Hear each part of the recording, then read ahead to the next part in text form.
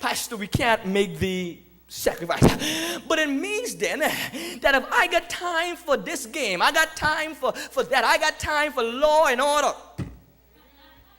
I got time for the days of our lives. I got time for the young and the restless. I got time for general hospital. I got time for all these other foolishness, but I don't have time to engage in the service of God. And so now every other thing is getting more out of my life than God. And so now I am engaging in a keen kind of worship. I am simply giving God what is left over or what I don't want. But I believe the time has come where we ought to give God our best as it relates to serving God and giving ourselves fully and completely to Him. The best of my praise, the best of my worship, the best of my service, the best of my time, the best of my energy, sum it up, the best of my life. David, in his walk with God, came to a particular point in his life where he wanted to offer a sacrifice unto God. I alluded to this in the first Sunday of this year. And David wanted to offer a sacrifice unto God. David went down to King Araunah. He wanted the king's threshing floor. And he says, I will buy this threshing floor from you because I want to offer a sacrifice on this nice area. The king Araunah says to David, David, you are a king. You are a good man. Here's what I'll do for you. He says, I will give you this land. I will give you this place. He says, I'll give you even probably the rocks to make the altar. I'll give you the ox to sacrifice. He says, you can just have it. David says, no, I don't want you to give it to me. He says, I want to pay you for it. He says, because I don't want to give God anything that costs me nothing.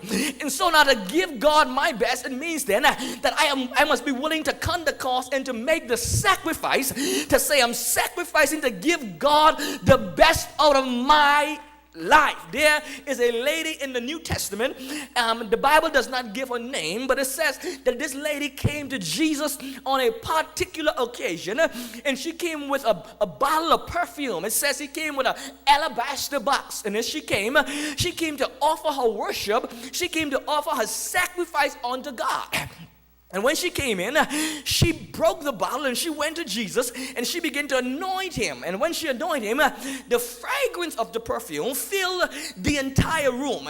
And the moment the fragrance filled the room, everybody in the room got agitated. In particular was Judas. And they said to Jesus, why this waste? This perfume could have been sold for so much money so that we can feed the poor. What it means? It means that those who are in the room recognize that this was not the perfume you get at the dollar store. They recognize that this was not the perfume you get at the 50-cent store. They recognize that she went all the way down to Goldsmith. They recognize she went all the way down to Royal Jewelry. And she got some polo, she got some poison, she got some expensive stuff because she was understood that she was going to offer an offering, a sacrifice, engage in worshiping a God. And so she says, if I am going to give to God, I got to give to him the best that I have. And so she went and got this expensive perfume because she understood that it was not the president she was going to anoint. It was not the prime minister. It was not the governor. It was not your MP. It was Jesus Christ, the King of Kings and the Lord of Lords. And so she said, listen, if I am going to give to him, I got to give him the best that I have. I've come to say to somebody that when we give our lives to him, the Bible says that we ought to present it as a living sacrifice, holy and acceptable unto him. And so in the Old Testament, they gave sheep, and they offered sheep and various other animals unto God. But God said now, he says, when you offer your sheep, it shouldn't have any blemish. It shouldn't be weak. It should be something that greatly represents me. And so now when I give myself now to him as a living sacrifice, I gotta show that I give him the best of me, the best of my life, the best of all I am, the best of my gifts, the best of my talents, the best of my resources, the best of my time, the best of everything that concerns me, so that in the final analysis of my life, it can truly be said of me that I was sold out to God and I give him the best out of my life. There are so many folks, so many young people who are saying, I am going to serve the Lord when I get a little older. What they mean is this: when I don't live my life, when I don't do all that I want to do, and when I'm getting old and got a walking stick and ain't got no more strength in me to do anything, then I can serve the Lord. But I believe the text encourages us to give the Lord the best of our lives. And the truth, baby, is that while you're young, it's the best of your life. And so in order to give him your best, it means to give him yourself now. That's why the Bible says to seek him while you're young. And so Abel says, I'm coming to bring an offering, I'm coming to give a gift, but I gotta give God the best that I have. Is there anybody in here who understands that God deserves your best?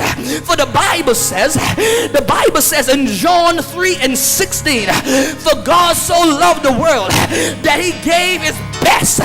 For God so loved the world, he didn't give Michael, he didn't give Gabriel, he didn't give the seraphims, nor the cherubims. He gave his only begotten son. He gave his best. And so for a God who was willing to give his best for me, shouldn't I be willing to give him the best of my life, every moment of my life, which means that I give him everything that I am and everything that I have. I bring him the best. I give him the best because he is God, and besides him there is no other.